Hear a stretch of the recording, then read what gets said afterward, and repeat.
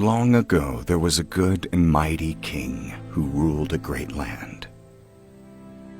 All the citizens of the land hoped one day they could meet the king to receive his blessing and favor. But it had been decreed that no one would be allowed in his presence unless they proved themselves worthy, for the king was high and holy.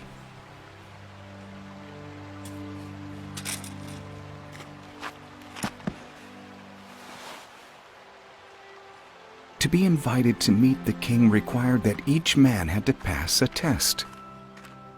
One day a messenger arrived to remind the people of the king's decree. To prove yourself worthy, you must shoot an arrow across the river and strike my target perfectly in its center. Many in the land believed the test would be easy, but the target stood far, far across the river, almost further than the eye could see. The truth is that no man had ever hit the target except for one man, the king's son, the prince, of whom it was once told had struck it perfectly in its center. Many had tried and failed in years past, but each man continued to believe he would be the one to pass the king's test.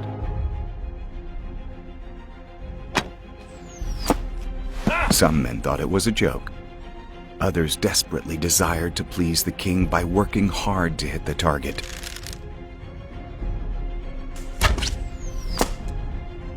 But again and again, each man failed. Every arrow missed, and none even came close. Then a humble man took up his bow.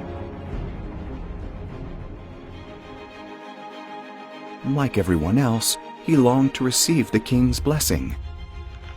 So he raised his bow and drew back his arrow. But soon, he realized he was not worthy to take the shot. He could never, ever reach the target. He was overcome with shame. All he could do was beg the king's mercy and ask for favor he did not deserve.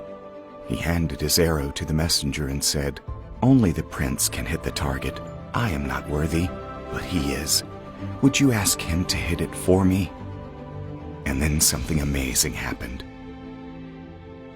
The messenger revealed that he was himself the prince, and he honored the man for trusting him to pass the test on his behalf. And for his act of humility, he would now receive the king's blessing and favor. What the humble man had realized was what the king wanted every man to know. Let my son pass the test for you, and you will live in my presence forever and ever. And this is the lesson for all of us today. Never forget, God is holy.